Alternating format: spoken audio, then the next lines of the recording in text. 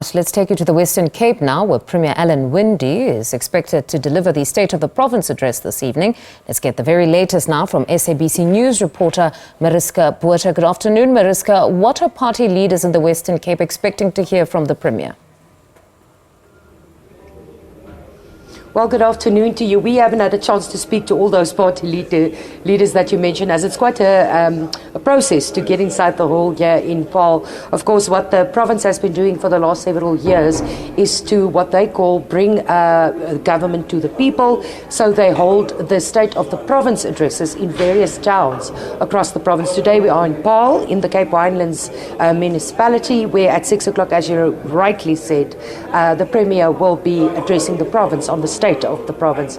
Many of issues persist in the Western Cape, as it does in the country as well. Of course, unemployment is a major issue, the stability of the economy, and of course the production of sustainable electricity to sustain economic growth are some of the issues that we are quite certain the Premier will touch on. We know that in the Western Cape there are concerted efforts being made to make the province load shedding free within the next decade. So there's various projects ongoing in that vein, and that's certainly one of the aspects that the Premier will touch on. Of course, safety and security is another matter that's a big issue in the Western Cape. Crime is a major issue. The proliferation of extortion rackets and gangs on especially the Cape Flats areas, that's another matter that might receive some attention. And then, of course, budget cuts in the realm of education and also in health. We know that the budget for education in the province has been slashed by 700 million rand, which saw a significant reduction in the amount of schools that can be built in the province for this year. And of course, then, as I said earlier, job creation is a major issue. The province has something called the Growth for Jobs strategy, and part of this program is to triple exports from the province by 2035. So a look into the ever-expanding world of agriculture and it playing a greater role in the economy of the Western Cape going into the future. So those are just some of the issues that will be touched on by the Premier of the Western Cape.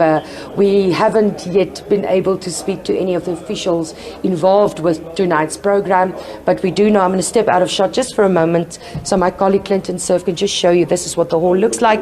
Vastly different than the provincial government legislature in the city of Cape Town, and of course this part of the project of the Western Cape to what they call bring the government to the people, where they deliver these state of the provinces in small towns, in rural towns across the Western Cape, and of course then also have the official debate, which will also take place here tomorrow afternoon. It is scorching hot here in Paarl, but everything is set to go. All the officials are in line outside. Traffic has been cordoned off, so the official part of this ceremony is due to start within the next hour or so, with the processions taking place. We have not seen much in terms of the public gathered outside, but we will certainly keep an eye on developments as the day progresses. Mariska, thank you very much for that reportage. That's our reporter Mariska Botha out in the Western Cape for us ahead of the State of the Province address.